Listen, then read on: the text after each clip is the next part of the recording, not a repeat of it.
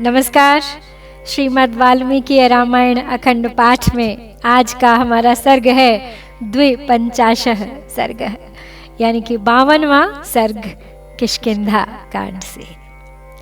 आज के इस सर्ग में है तापसी स्वयं प्रभा के पूछने पर वानरों का उसे अपना वृत्तांत सुनाना और उसके प्रभाव से गुफा के बाहर निकलकर समुद्र तट पर पहुंचना। तो चलिए प्रारंभ करते हैं आज का पाठ। अथ तान् अब्रवीत् सर्वान् विश्रान्तान् हरियूथपान् इदं वचनमेकाग्रात् तापसी धर्मचारिणी।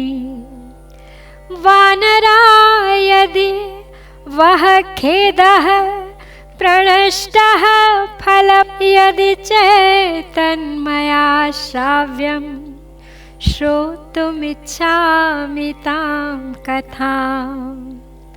तस्यास्तद्वचनं श्रुत्वा हनुमान् मारुतात्मजः आर्जवेन यथा तत्त्वमाख्यातुम् उपचक्रमे। राजा सर्वस्य लोकस्य महेन्द्रवरुणोपमः रामो दाशरथिः श्रीमान् प्रविष्टो दण्डकारवनम्। लक्ष्मणेन सह भ्रात्रा वैदेह्या सह भार्यया तस्य भार्या जनस्थानात् रावणेन हृता बलात्। वृद्धा तपस्विनी जिनसे वानर सेना हनुमान जी उस गुफा में भेंटे थे, उनका परिचय प्राप्त कर और फिर गुफा में उनके द्वारा दिए गए शुद्ध भोजन, फल मूल, आहार, जल इत्यादि का सेवन कर जब वे बैठे तो उन तपस्विनी ने अब उनसे पूछा कि अब आप अपना वृत्तांत हमें कह सुनाइए। आप यहाँ इस गुफा में किस प्रयोजन से आप पहुंचे? तो पूछते हैं इस प्रकार स्वयं प्रभा उनसे कि हे वानरों, यदि फल खाने से तुम्हारी थकावट दूर हो गई हो और यदि तुम्हारा वृत्तांत मेरे सुनने योग्य हो तो मैं उसे सुनना चाहती हूँ। उसकी यह बात सुनकर पवन कुमार हनुमान जी बड़ी सरलता के साथ यथार्थ बात कहने लगे। बोले, हे देवी, संपूर्ण जगत के राजा दशरथ नंदन श्रीमान भगवान राम, जो देवराज इंद्र और वरुण के समान तेजस्वी हैं, दंडकारण्य में पधारे थे। उनके साथ उनके छोटे भाई लक्ष्मण तथा उनकी धर्मपत्नी विदेह नंदिनी सीता भी थी। जनस्थान में आकर रावण ने उनकी स्त्री का बलपूर्वक अपहरण कर लिया। वीरस्तस्य सखा राज्ञः सुग्रीवो नाम वानरः राजा वानर मुख्यानां येन प्रस्थापिता वयम्। अगस्त्य चरितामाशा दक्षिणां यमरक्षिता सहैर्वानरैर्मुख्यैरङ्गद प्रमुखैर्वयम्। रावणं सहिताः सर्वे राक्षसं कामरूपिणं सीतया सह वैदेह्या मार्गध्वमिति चोदिताः। विचित्य तु वनं सर्वं समुद्रं दक्षिणां दिशं वयं बुभुक्षिताः सर्वे वृक्षमूलमुपाश्रिताः। विवर्णवदनाः सर्वे सर्वे ध्यानपरायणाः नाधिगच्छामहे पारं मग्नाश्चिन्ता महार्णवे। तो आगे हनुमान जी वृत्तांत सुनाते हुए कहते हैं स्वयं प्रभा जी से कि श्रेष्ठ वानरों के राजा वानर जातीय वीरवर सुग्रीव महाराज श्री रामचंद्र जी के मित्र बने, जिन्होंने इन अंगद आदि प्रधान वीरों के साथ हम लोगों को सीता की खोज करने के लिए अगस्त्य सेवित और यमराज द्वारा सुरक्षित दक्षिण दिशा में भेजा है।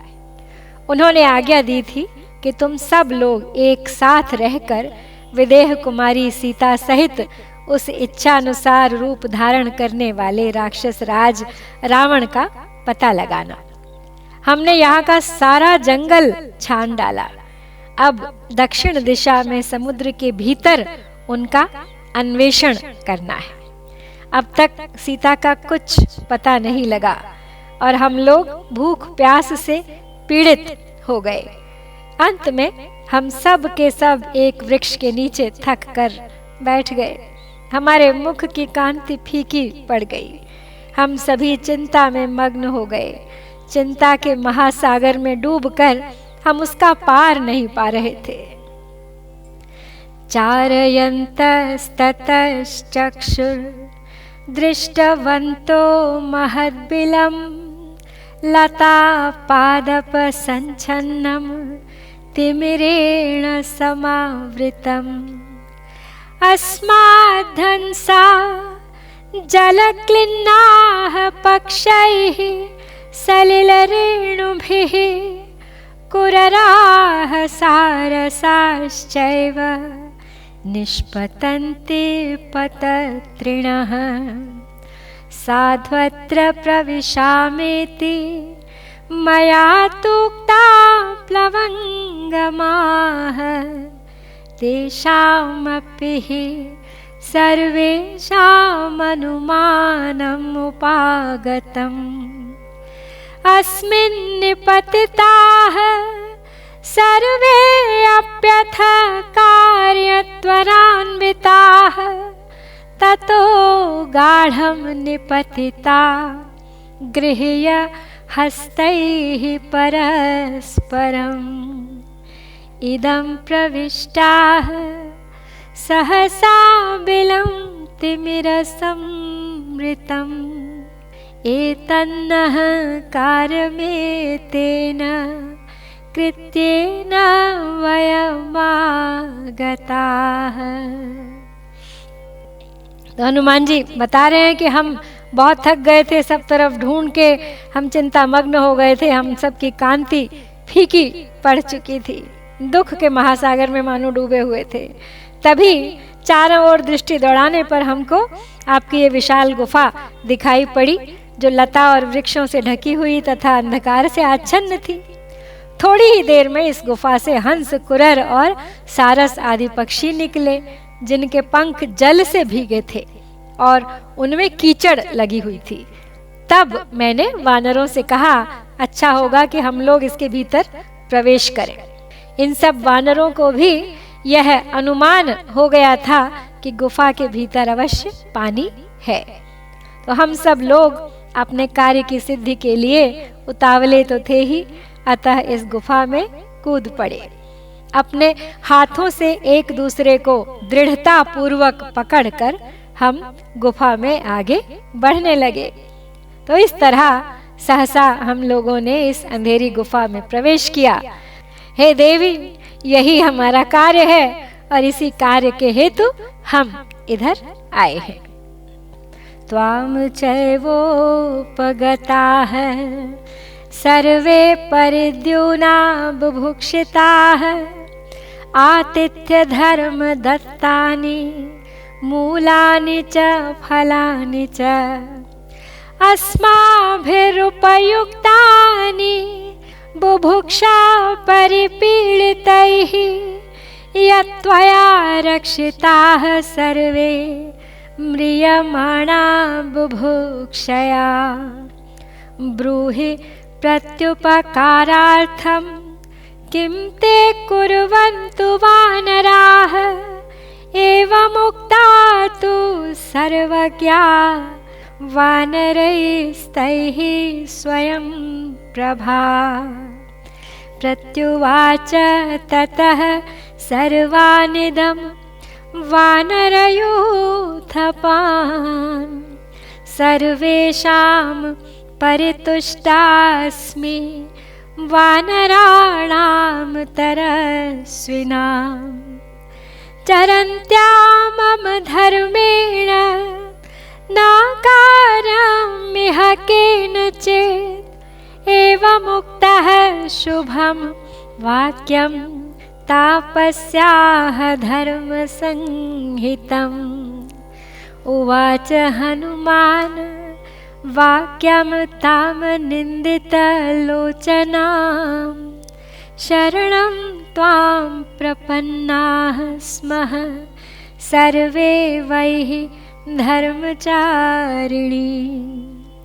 यः कुतः समयो अस्मासु सुग्रीवेण महात्मना स तु कालो व्यतिक्रान्तो बिले च परिवर्तताम्।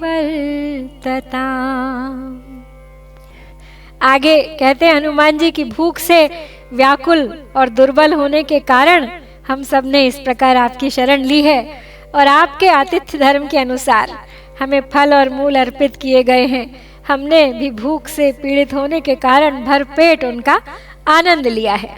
हे देवी, हम भूख से मर रहे थे, तुमने हम सब के प्राण बचा लिए। अतः बताओ, ये वानर तुम्हारे उपकार का बदला चुकाने के लिए तुम्हारी क्या सेवा करें। तो स्वयं प्रभा तो सर्वज्ञ थी ही। उन वानरों के ऐसा कहने पर उसने उन सभी यूथपतियों से इस प्रकार कहा। बोली कि तुम सभी वेगशाली वानरों पर तो यूं ही बहुत बड़ा संकट है और मैं भी तुम्हारे लिए एक संकट के ही समान हूँ। धर्मानुष्ठान में लगी रहने के कारण मुझे किसी से कोई भी प्रयोजन नहीं रह गया है। उस तपस्विनी ने जब इस प्रकार धर्मयुक्त उत्तम बात हनुमान जी से कही तो हनुमान जी ने भी निर्दोष दृष्टि वाली उन देवी स्वयं प्रभा से कुछ इस प्रकार कहा। बोले कि हे देवी, तुम धर्माचरण में लगी हो, अतः हम सब लोग तुम्हारी शरण में आए हैं। महात्मा सुग्रीव ने हम लोगों के लौटने के लिए जो समय निश्चित किया था वह इस गुफा के भीतर घूमने में ही बीत गया। अब तुम ही हमें कुछ इसका उपाय बताओ और हमारा उद्धार करो। सा त्वमस्माद् बिलादस्मानुत्तारयितुम् अर्हसि तस्मात् सुग्रीव वचनादतिक्रान्तान् गतायुषः त्रातुमर्हसि नः सर्वान् सुग्रीव भयशङ्कितान् महच्च कार्यमस्माभिः कर्तव्यं धर्मचारिणी तच्चापि न कृतं कार्यमस्माभिरिह वासिभिः एवमुक्ता हनुमता तापसी वाक्यम् अब्रवीत् जीवता दुष्करं मन्ये प्रविष्टेन निवर्तितुम् तपसः सुप्रभावेण नियमोपार्जितेन